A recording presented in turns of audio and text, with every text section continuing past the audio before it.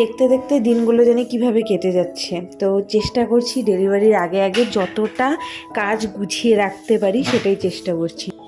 তো good morning everyone, নতুন আরও একটি ব্লগে তোমাদের সকলকে অনেক অনেক ভালোবাসা জানিয়ে আজকের ব্লগটা শুরু করছি। সকাল সকাল চা বসিয়ে দিয়েছি, আর এটা হচ্ছে ছুটির দিনের ব্লগ, শনিবার। তো একটু বেলা করে ঘুম থেকে উঠেছিলাম, আর এদিকে পাউরুটি আনালাম, পাউরুটি সেঁকছি। আর তোমাদের দাদাভাই তো আজকে বাড়িতে আছে, শনিবার পুজোর আগে আগে হয়তো এই ছুটিটা বন্ধ হয়ে যাবে, যখন আর কি পুজো চলে আসবে। তো এদিকে পাউরুটি সেঁকে নিচ্ছি, আর তোমাদের দাদাভাই তো মুড়ি বিস্কুট পাউরুটি ও সব কিছু দিয়ে খায়, আর আমি ওই চা আর বিস্কুটটাই খাই। তার সঙ্গে এই যে পাউরুটি আমার জন্য 2 পিস চেকে নিলাম, তো ওটা দিয়ে খেলে আর কি পেটটা ভরা থাকবে। তো এই যে দেখো বাসনের র্যাকটা ভীষণ বাজে অবস্থা, এটার মানে এত বাজে অবস্থা, কোনো মতে একদম বেঁকে আছে। তো কদিন থেকে তোমাদের দাদাভাই বলছে যে একটা এই ধরনের বাসনের র্যাকগুলো আনবে, এগুলোর মধ্যে হয়তো অনেকে কাপড়ও গুছিয়ে রাখে। গতকালই এটা নিয়ে এসেছে, আর এটা 3টা কালার ছিল, লাল সাদা, তারপরে সাদা রানী কালার, আর এই সাদা আর ব্লু কালারের মধ্যে ছিল। তো আমি আমার কিচেনে ভাবলাম যে এই লাল হলুদ নীল সবুজ এতগুলো কালার না করে, যেহেতু ওই টাইলসের কালারে ম্যাচ করে, তো ওই নীল সাদাটাই নিয়ে আসলাম। আর এই মানে র্যাকটা তো মানে পাল্টানো ভীষণ দরকার ছিল, এটা যে কোনো সময় ভেঙে পড়তে পারে, আর বাসন আটছিলও না একদম। তো যার জন্যই তোমাদের দাদাভাই আনাতে আমিও না বললাম না, কিন্তু আমার ভীষণভাবে ইচ্ছে ছিল যে স্টিলের যে র্যাকগুলো হয় না, ওগুলো নেওয়ার খুব ইচ্ছে ছিল, ওয়াল হ্যাঙ্গিং যে হয় ওগুলোই ভেবেছিলাম নিব। কিন্তু জানি না তোমাদের দাদাভাইয়ের কেন ভালো লাগে না ওগুলো, কিন্তু ওটা যদি আনা হতো তাহলে মনে করো এই যে ফাঁকা যে এই যে কালার করা জায়গাটা, এই জায়গাটায় আর কি হ্যাং করে দিতাম, আর নিচটা মনে করো ফাঁকা থাকতো, ঘরটাও তাতে একটু বেশ বড় লাগতো। কিন্তু এই বাসনের ঝুড়িটা আনাতে ঘরটা আরও এত চাপা চাপা ছোট লাগছে, কারণ আমাদের ঘরটা একটু চাপা চাপা টাইপের। আর এই ঝুড়িটা মানে চোখে একটা অভ্যাসেরও ব্যাপার থাকে, ওটা এতদিন ছোট ছিল, আর এটা এতটা বড়, চওড়াটাও বেশি, যার জন্য মনে হচ্ছে কি জায়গাটা অনেক কমে গেছে, আর কেমন যেন একটা চাপা চাপা লাগছে।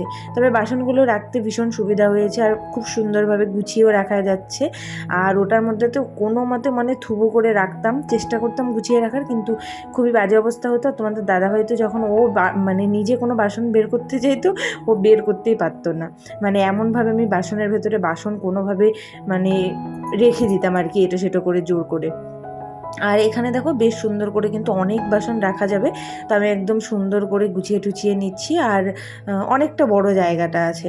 তো তোমাদের দাদাভাই বলছে যে যবে আর কি মডিউলার কিচেন যদি কোনোদিনও করতে পারি, তখন তো আর ওই বাসনের ঝুড়ি লাগবে না, তখন এটার মধ্যে কাপড় গুছিয়ে রাখবে। তো আমার ভালো লাগে না এরকম, মনে করো এরকম খোলা জায়গায় কাপড় গুছিয়ে রাখতে ভালো লাগে না।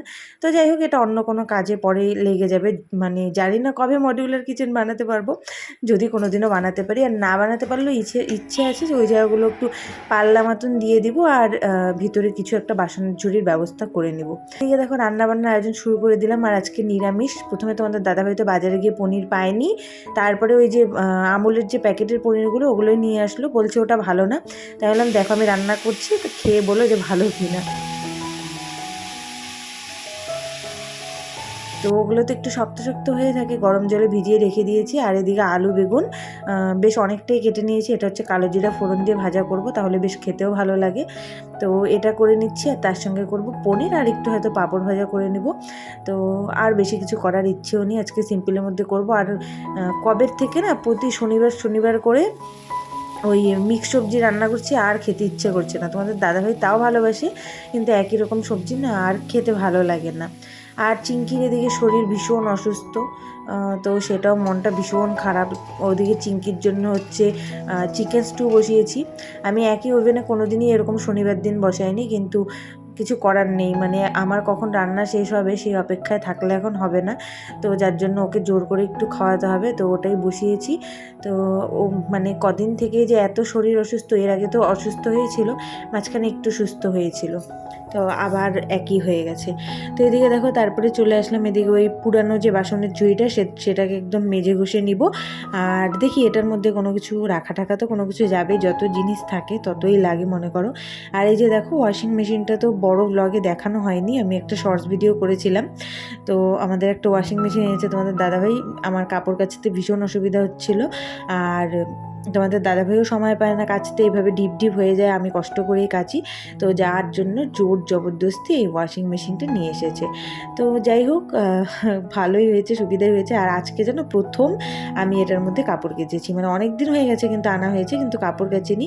আর ওই জলের ব্যবস্থাটা, তারপরে জল যে বের হবে সেটার ব্যবস্থাটার জন্য একটু অসুবিধা হচ্ছিল। তাও আজকে এটা সেট করেছে, তারপরে ভাবলাম চলো এটার মধ্যে একটু কাপড় কাচা যাক। তো বেশ ভালো, কিন্তু পরিষ্কারও হয়েছে জানো। তো এই যে বাসনের ঝুড়িটা, এটার মধ্যে কি করব আমি এখনো পর্যন্ত জানি না। একবার ভাবছি যে এই থাকার ঘরে রাখবো না কোথায় রাখবো, আবার ভাবছি একবার কিচেনের মধ্যেই রাখবো। তো এখনও মানে বুঝে উঠতে পারছি না কী করবো। আর এদিকে দেখো ওই যে বাসনের ভারে মানে পাগুলো কেমন বেঁকে বেঁকে গেছে, কি খারাপ অবস্থা হয়ে গেছে।